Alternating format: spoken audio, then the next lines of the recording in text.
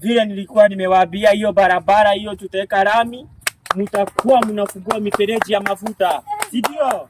Yes, nimewaambia mtakuwa na right kila mtu, na lazima niwekee stima kwote mpaka kwa bafu, kwa hiyo mtakuwa na TV, si ndio?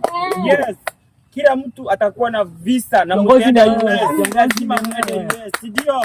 Of course, kila mtu atanunuliwa ma iPhone, kila mtu atakuwa na iPhone yake, ama namna gani? Hata ile uwanja ya Kapsabet tutauda na tuweke hapo rami, na hapo ndio tutafanyia Grammy studio. Yes, hapo ndio Grammy sitakuwa security.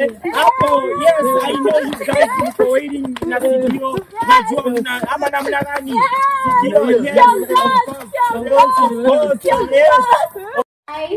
I Kinjokitile Ngwale.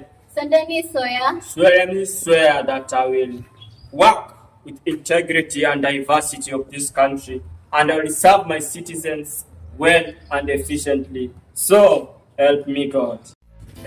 Wewe. Ile pesa banki imeingia? Nini pesa ya banki? Pesa banki imeingia. Alafu okay. Niko nayo. Zilipita kwa kwanza hizi.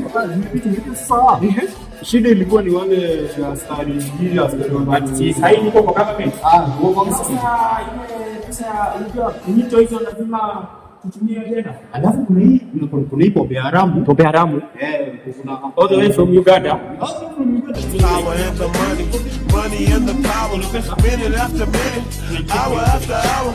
Everybody. Sasa ile twende ya barabara. Apia uchie hizo pesa aleta tutajua bila. Unajua zenye tumereceive sasa hii ni za orphanage. Orphanage ndio sasa. Kwa wale wazungu.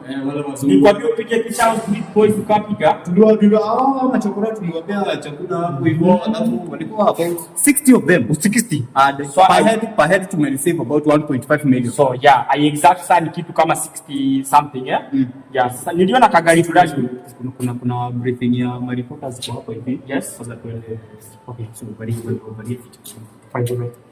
let me be official. Tushangilie Kenya, taifa letu tukufu, Kenya tunayoipenda.